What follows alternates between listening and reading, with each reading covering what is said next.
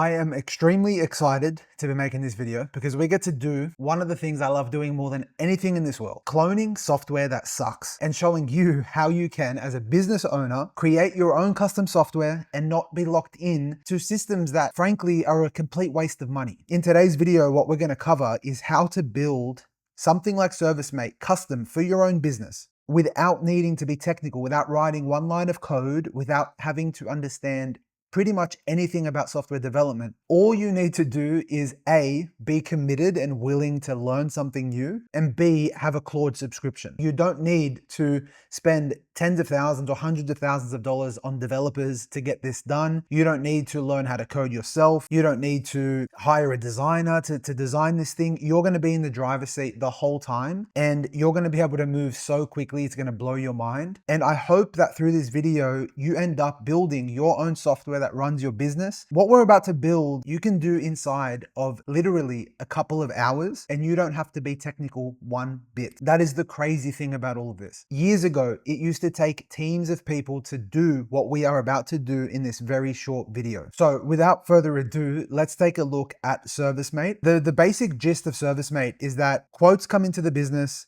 you can convert quotes into jobs, and then you can schedule jobs. So you can assign your team members to a particular job, and then they actually go out on site, fulfill the particular job. They get a nice map view, they're able to see all of their jobs that are coming up, and it's really made for the trades and construction industry. ServiceM8 comes shipped with a ton of features and functionality, from quoting to invoicing to job management, you name it. It's got everything that you need to manage your system in one place. And this is why most trades wind up using it, because it's the leader in the market. And there's not really many other options that are as good as this. The user experience though is lacking. It really sucks. It does come with a mobile app and a tablet app, which is very important for the industry. In this video, we're not going to go through how to build those apps. I'll cover that in a future video as we develop this more. But if we just scroll through, you can see there's urgent dispatch. So there's this idea of dispatching your team members out in the field, streamline communication with ServiceM8. So they've got phone functionality. I mean, you can just see how much functionality they've got. Quoting and invoicing out in the field, so that's there as well. For the purpose of this video and how we're going to start building our own software, we're just going to tackle the job management part. And I'm going to do this all in real time. I want to show you how I actually get this done. And I'm going to start in a creative way. I'm going to open up my terminal. You don't need to know what a terminal is. It's just a way for you to communicate with the computer, essentially. I use a terminal application called Ghosty, which I highly recommend downloading. You just have to head to ghosty with a double T.org and just download this terminal. If you're on Mac, I'm not sure if they have it on PC, but for Mac, I just download Ghosty, and this is just a nice terminal experience. Again, this is the terminal. You're able to type in a bunch of commands here that allows you to interact with the computer. I'm going to assume that you're familiar with Claude. If you're not, I will link to a video below of me explaining how to set up Claude. But let's just say you have set up Claude. I'm going to type Claude inside of my terminal, and this boots Claude Code. Now that's step one here. Before I start interacting with Claude, I'm going to just make sure that I'm on the right model. So right now you can see it's on Sonnet 5. If I go / and then type in model, I can select various models. I'm just going to go to the default, which is Opus 4.8 with 1 million context. So now we're in Opus, which is good. And when I said I want to do this creatively, as I'm explaining to you the MVP, or the minimal viable product, or the first version of the software that we're building, as I'm explaining to you what we're building, I'm actually just going to record via Whisperflow inside of Claude so that it just captures my audio transcription. So what I want to build in this MVP is basic job management functionality. So the user story would be, the admin office has the ability to create a job, and that job has a certain time that it needs to be done. It has a certain activity that needs to be carried out. It is attached to a client record, and we have details on that particular client. We're able to schedule in our team and our staff to actually go out and manage this job and finish the job. So that has to be in there as well. The job has to live somewhere on a map, because these are physical job. So take like an electrician, for example. They need a job to go out and fix fix an electrical issue at a residential home, for example.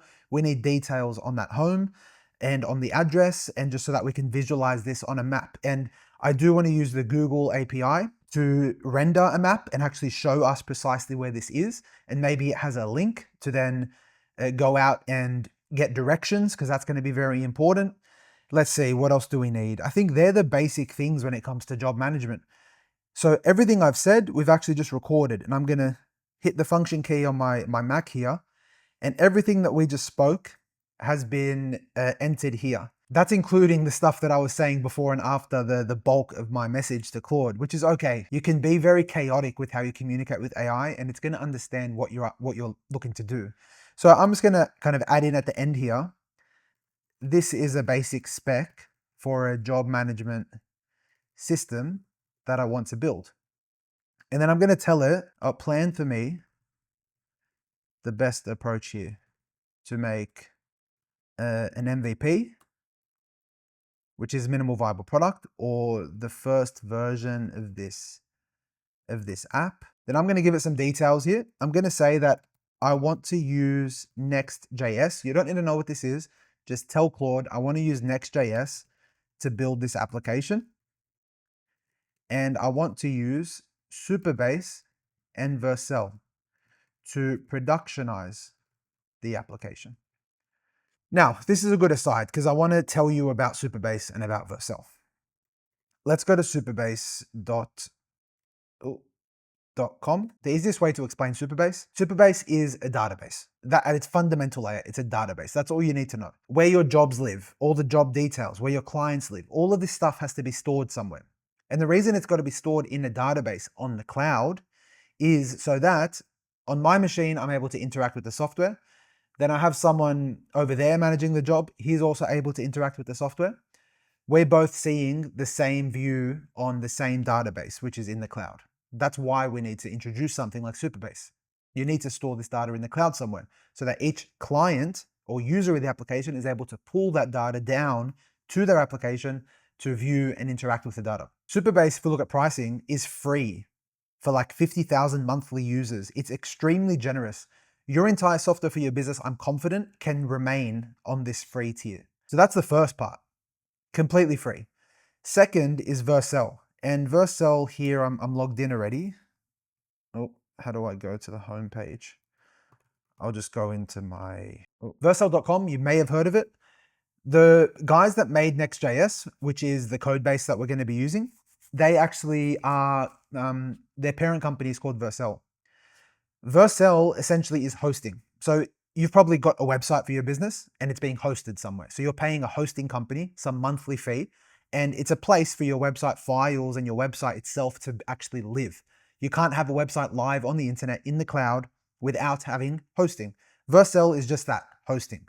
And if you go to pricing, Vercel also has an extremely generous hobby tier, a free tier. Again, for your company, you're most likely going to stay on the hobby plan. Now, back in Claude, you can see it's actually created the plan for us. And I'm going to make this super big so that you can see this. It started to create the plan. So let's just walk through what it said. Great spec. This is a very buildable MVP. Let me lay out the best approach before we write any code.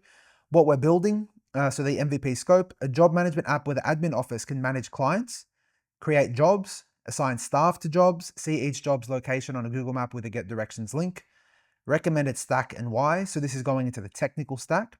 It's thinking of using Next.js, which I told it to use, DB and authentication. It's also going to be using Supabase. So another beautiful thing about Supabase is that it comes with a whole bunch of other modules, and authentication is one of them. So the ability to log in with email, password, or Google, or Apple, or any of these login providers, Supabase provides you with all of that stuff out of the box, which is really good. Google Maps, to actually get that working, we're going to need a Google Maps API key, which we'll configure later inside of the Google Cloud Console. Again, you can completely do this. It's not out of reach.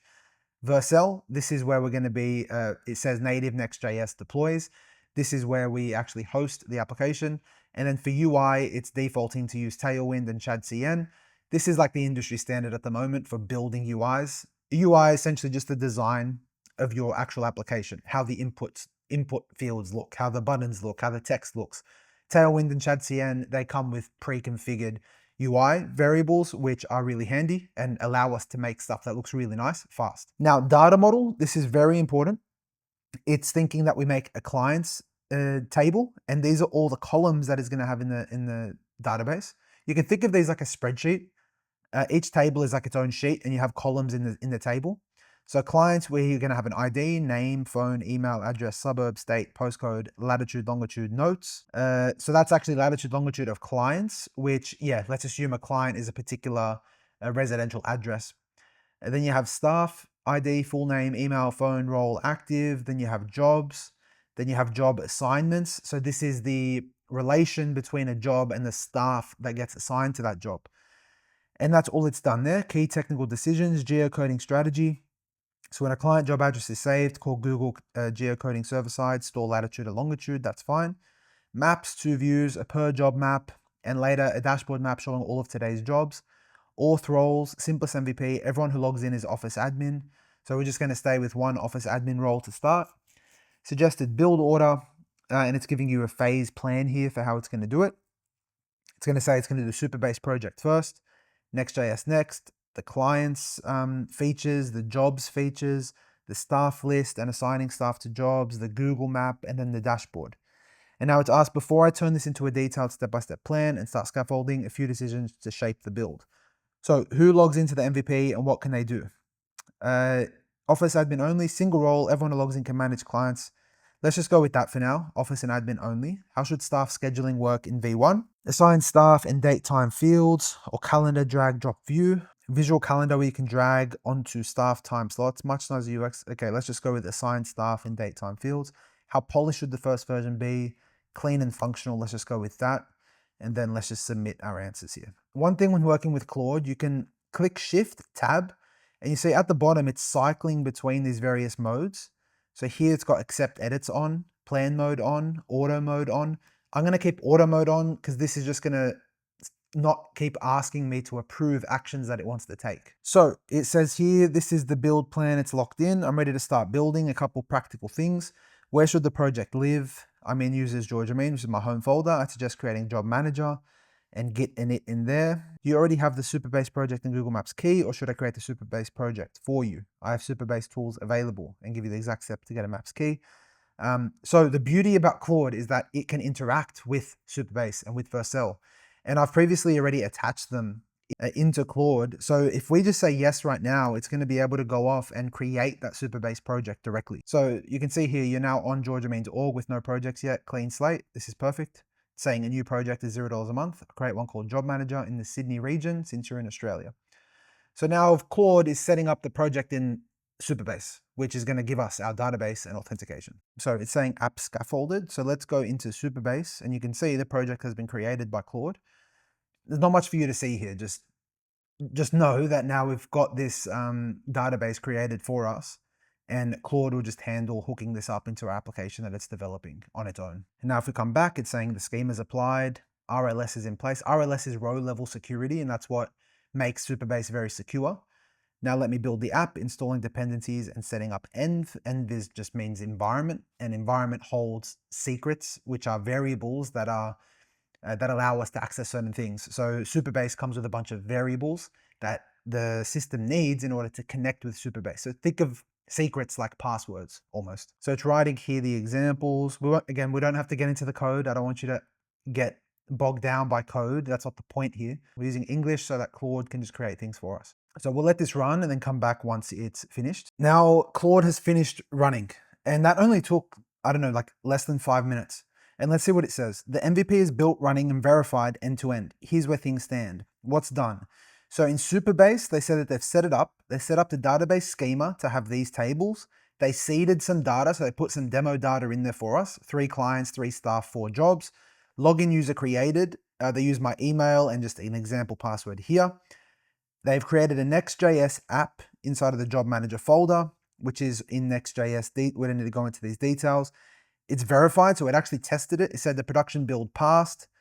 Seeded credentials return a valid token. What you need to do to see the map. So there is one step that we need to do. Google Maps API key, we need to actually go and fetch one and put that inside of the env file, and it tells us where to find this file. I'm just going to go off and do that and probably come back to Claude and just paste it into Claude and tell Claude, hey, just use this key. That way we never have to touch code or worry about it. So it's saying to run it now, you can CD, which is essentially a command to move folders, to move your current working directory into that particular folder on your machine and then run this command. Again, we're not going to do that. And then it suggests the next steps for us. Either, so one, deploy to Vercel. So it actually didn't deploy to Vercel. It's only developed locally for us. Deploy to Vercel means we want to now make it a public URL that we can browse.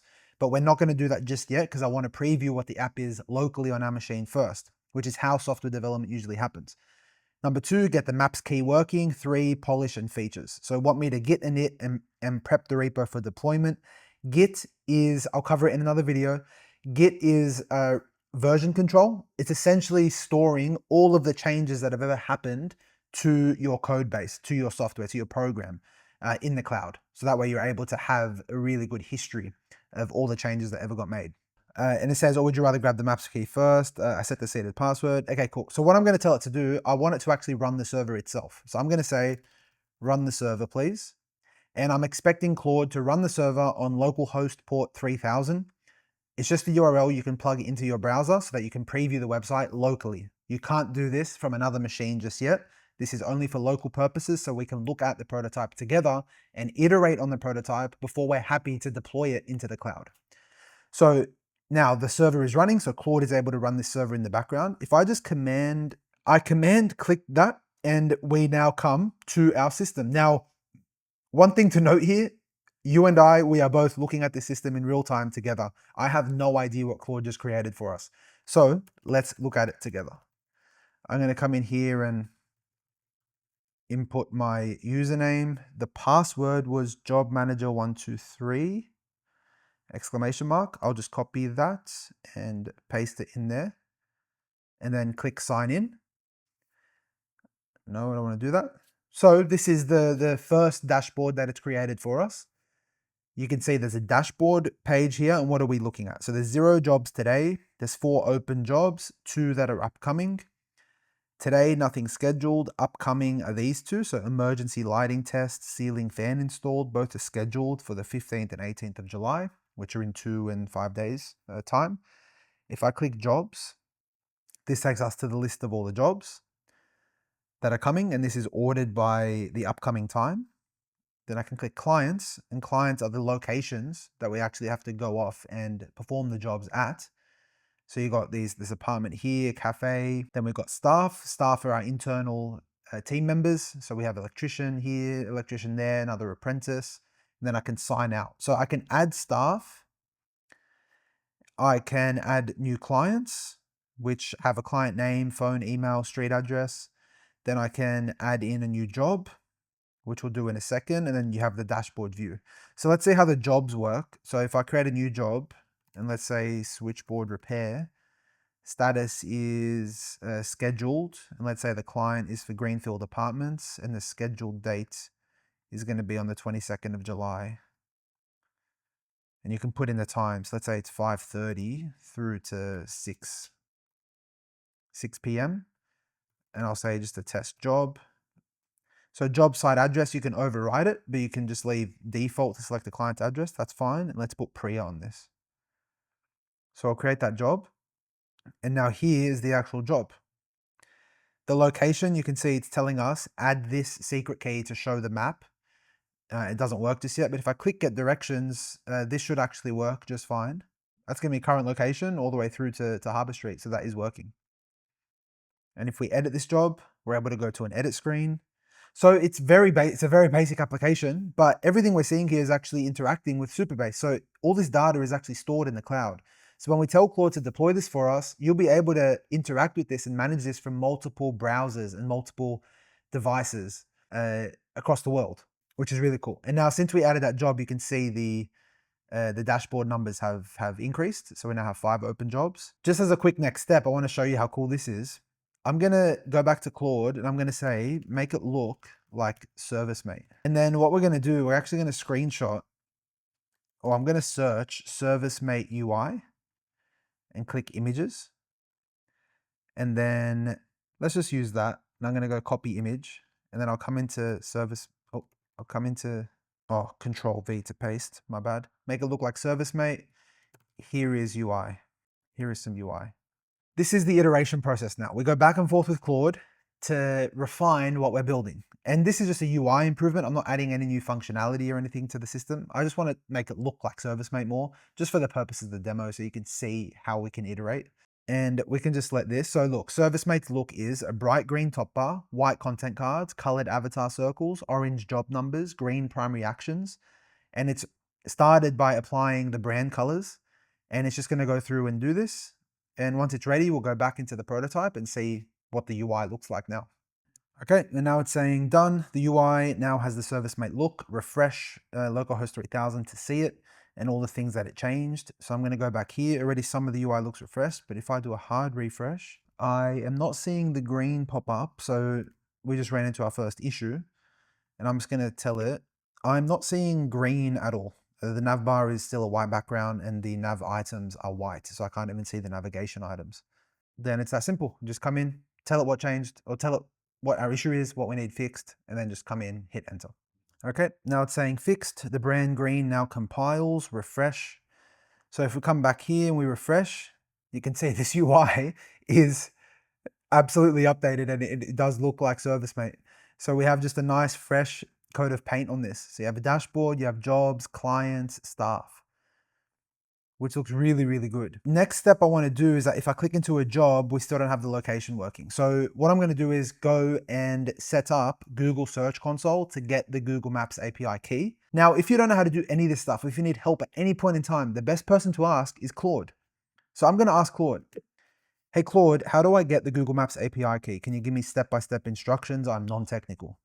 I'm going to ask Claude to guide me throughout every single step. If I don't know what Vercel is, if I don't know what Supabase is, if I don't know where to even deploy things, it will guide me and tell me to use Supabase or Vercel in the first place. And I can see here, I asked it about setting up that API key because I ran into a blocker, and it's giving me the most basic instructions back. It's saying go to this URL, sign in with your Google account. If it's your first time, accept the terms, create a project, turn on billing. I've already done these things. Enable the 2 APIs that we need.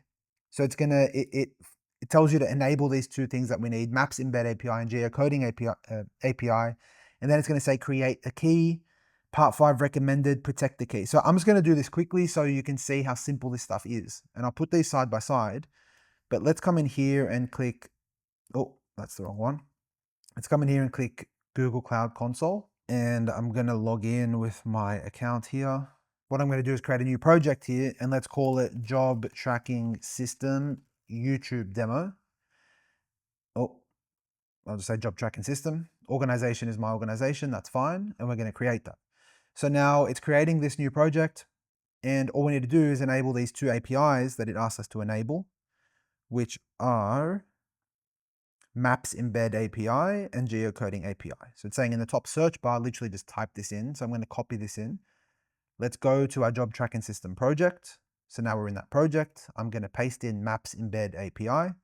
I'm going to click that and just follow the links exactly as Claude is telling me to do this. So we've got the Maps Embed API turned on, and then next we are going to do the, where is it? Geocoding API. So I'm going to paste that in also. Come here and then enable. Now that's been enabled. So we've done those 2 things now. Now we've got to create a key. So come up to the top and type in credentials. And it's saying create credentials and choose API key. So create credentials, API key. Under API restrictions, choose restrict key. So I'm going to go restrict key, and then we select Maps Embed. Then we select Geocoding API, click OK to both. Then it's going to restrict your key to reduce security risks. What did this ask for here? Tick that. This means that even option to cap your spending limit. Means if someone found the key, they can only use it. Yeah, no need to do that. So let's just click create. Now this creates our API key with these 2 APIs enabled. And once we get the key back from Google, we're just going to paste that directly into Claude. This is my key there. I'm going to paste this into Claude and click enter. And now Claude will just handle this for us and add that into our environment variable. While it's been doing that, saying restart the dev server, now the environment variable has been picked up. It's literally showing us the map there right now, and it looks like it's working. So the key itself is valid, but Google is blocking this map enable billing on the cloud. No, that should be fine. So let's refresh that because we've already enabled billing, so that's fine. So yeah, right now if I go into if I go into jobs and click on any of these, you can see the map is now loading and it's showing us precisely where this it's showing us precisely where it's located on the map. So you can see there, like, I mean, we've spent less than 10 minutes. We've started a prototype for a complete clone. It's free to run. And I'm telling you, from here through to production, it's also still going to be free to run. All you're going to be paying for is your Claude subscription to get it done. Now, most people can get you to this point. There are probably thousands of videos on YouTube that show you how to get to this point. I've been building software for 15 years. We do this for large organizations that are growing, and we charge $50,000, $100,000 for some projects. We build systems that are complete and that are mission critical, that are much more developed than precisely this prototype. So in the next part of this video, we're going to build this out even more. And my goal throughout this whole series is actually to build a complete clone of most of the features that you'll need from ServiceM8 so that you can build your own clone of ServiceM8 or any other software that you're using to just replace that subscription altogether. That's my goal for you, and for you to learn something in the process. Again, you don't need to be technical to do any of this. I know that I skimmed past many details throughout this video, and I'm assuming that you know certain things about Claude, about Supabase, and all these tools that I was using. That is what the comment section is for below. So any questions, if you run into any problems throughout this whole tutorial and you need some help, ask me a question in YouTube. I'll literally reply within hours and give you an answer.